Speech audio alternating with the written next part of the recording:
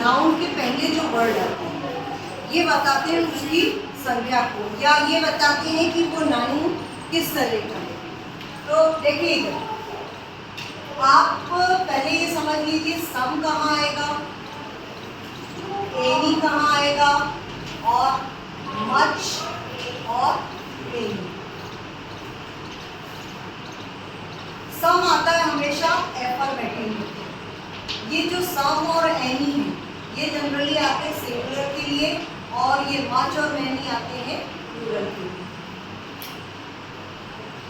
अब सम आता है एफर्मेटिव में और एनी आता है नेगेटिव में और इंट्रोगेटिव में। कैसे पहचानेंगे कि हमको कहाँ एनी लगाना है और कहाँ सम लगाना है? तो जहाँ पर कुछ का सेंस है वहाँ पर हम लगाएंगे सम, और एनी लगाएंगे कोई के लिए। एनी जहाँ पर भी आप नेगेटिव देखो, यानी आपको जहाँ पर नो नॉट कुछ ऐसा दिख रहा है तो आप क्या लगाएंगे? एनी। और इंट्रोगेटिव मतलब जहाँ पर क्वेश्चन मार्क दिख रहा है वहाँ पर आप क्या लगाएंगे? एनी। अगर ये दोनों नहीं, क्योंकि आपको ऐसा नहीं आएगा कि चारों चीज़ें एक साथ आ जाए, आपको या तो आएगा सम या फिर एनी, और मच और मेनी में अलग अलग आएगा। तो पहले तो सम और एनी वाले देख लेते हैं।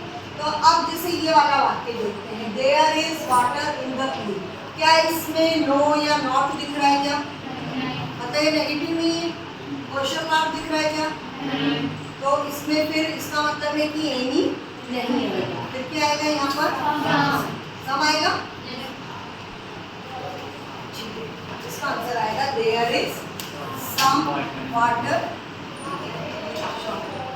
यानी कुछ पानी है पूल में।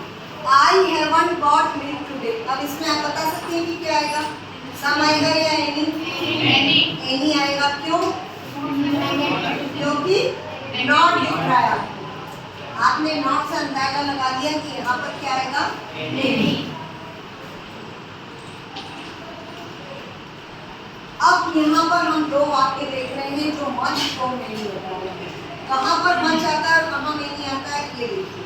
मेनी कहाँ आता है? जहाँ पर संख्या की बात होती है वहाँ पर मेनी आता है, यानी मेनी किसके लिए आएगा? संख्या। और मच कहाँ आएगा? जहाँ पर होगी आपकी मात्रा। यदि मैं कहूँ कि मेरे कई दोस्त हैं, है ना, तो आई हैव मच फ्रेंड आएगा कि नहीं आएगा? नहीं, क्योंकि दोस्तों को हम गिन सकते हैं, है ना। और there is dash water in the jug. अब पानी है तो पानी के लिए मच आएगा कि नहीं आएगा? मच आएगा। मैनी नहीं आएगा, क्योंकि मैनी कहाँ आता है? जहाँ संख्या होती है। अब ये बताओ, how students are present today? Many या मच? मैनी। क्या आ जाएगा? अब आएगा हाउ शुगर। शुगर के लिए क्या आएगा? मच। क्या आएगा? मच।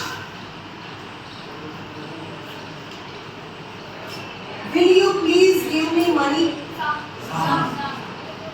ये वैसे क्वेश्चन मार्क का भले इसमें नहीं लगाया, पर आपको दिख रहा है ना हेल्पिंग वर्ब आगे है, तो इसका मतलब है कि ये इंटरोगेटिव सेंटेंस है। कभी उनसे गलती हो जाए तो आप भूल जाना, सेंटेंस पहचान लो। हेल्पिंग वर्ब आगे कि क्या आप मुझे पैसे देंगे? ठीक है। अब एक और चीज है, जब हम प्रश्न पूछते हैं, प्रश्न पूछने का मतलब है, अगर मैंने तुमसे पूछा कि क्या तुम्हारे पास पेन है, तो ये मैंने डायरेक्टली तुमसे प्रश्न पूछा। एक प्रश्न ऐसा होता है कि जब हमारे घर कोई मेहमान आया, ठीक है, तो अब हम उससे प्रश्न पूछ रहे हैं कि आप चाय पिएंगे, या फिर सपोज मम्मी चाय बनाने जा रही है, या मम्मी ने आपको कहा कि चाय बना ले बेटा, तो आप फिर क्या करते हो? घर के सदस्यों से पूछते हैं कि दीदी तो तुम चाय पियोगे क्या? पापा आप चाय पियोगे क्या? तो आप ये क्या कर रहे हो? ऑफर भी कर रहे हो इसे कि आप चाय पियोगे।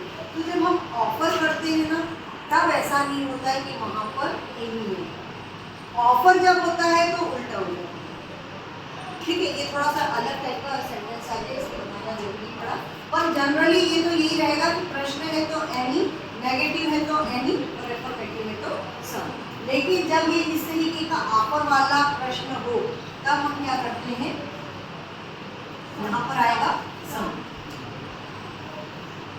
कि क्या आप मुझे कुछ पैसा देंगे? I have friend, no friend की नन। I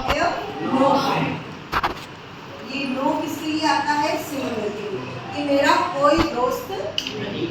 I have. तो ये जो आपके क्वेश्चन बैंक में डिटर्मिनर्स थे वो हमने समझा।